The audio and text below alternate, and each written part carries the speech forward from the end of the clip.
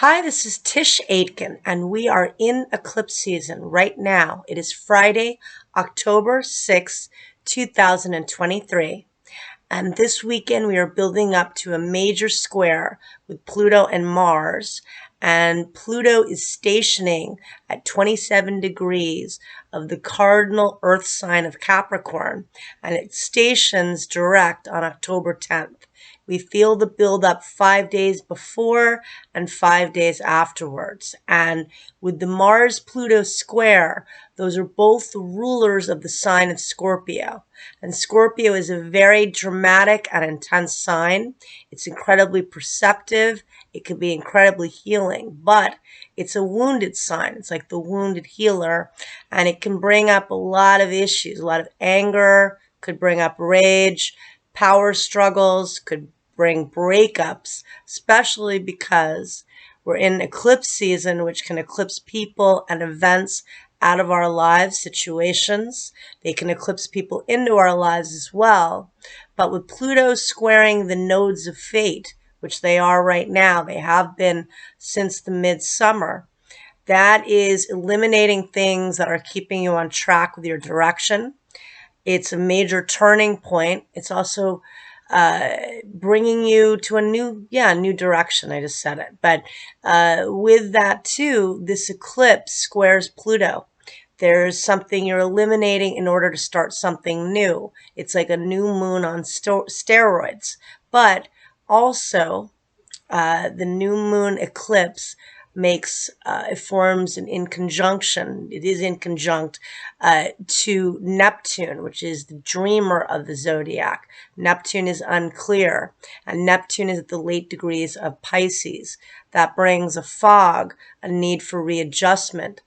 We are in Saturn and Pisces, which we all need a compass to navigate. It's very difficult.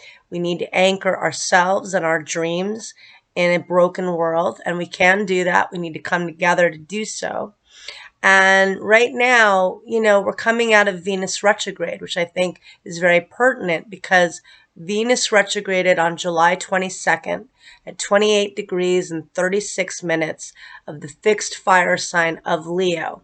Venus has been touring in the sign of Leo since June 5th of this year. It's very lively and creative and social and fun. It likes to be admired. It's very romantic. It loves to fall in love. But it was retrograde for the majority of the summer. It entered its shadow, I can't remember now, in mid-June, I believe.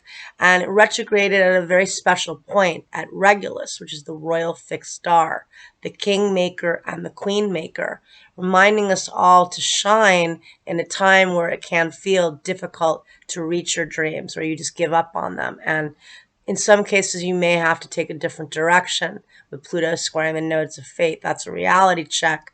Yet Neptune in conjunct this new moon eclipse, some people are going to have trouble adjusting to that fact. And,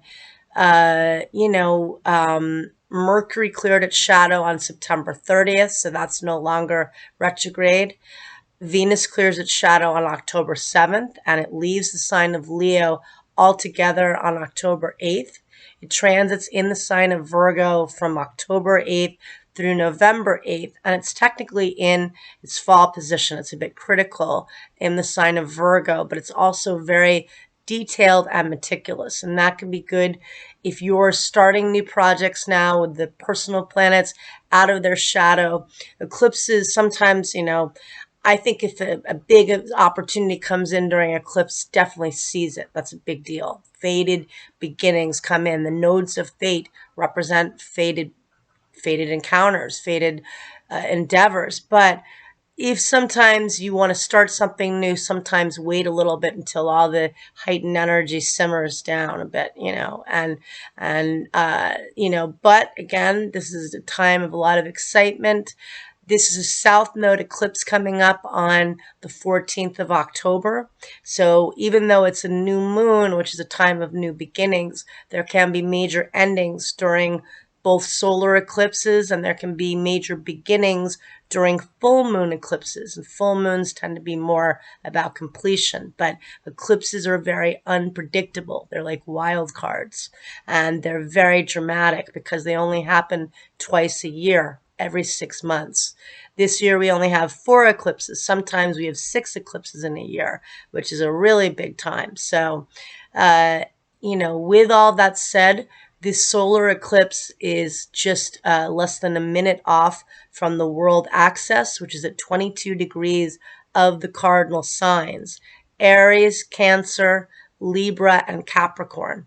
This defaults back to January 12th of 2020, when Saturn and Pluto, the two malefics of the zodiac, met up at 22 degrees of the cardinal sign of Capricorn, permanently changing structures in our lives and in the world, on the world stage and in every one of our lives. And now we are restructuring, and there's a lot of scaffolding. Some things are gone forever. Some things are being renovated and repaired. And we're all being repaired, and that's Saturn and Pisces. So big time, lots to think about. Try to keep the anger at bay if you can this weekend. It's a good time for getting things done, working out, getting rid of the tension. And Pluto does station direct on the 10th, so that amplifies the Mars-Pluto energy of being unstoppable on one hand, but stop your anger if you can. And other people, if you're in the line of fire, try to step out. And what else? Venus enters Virgo. Venus did enter Virgo. And there we go. And so I wish you all luck and take care. Thank you.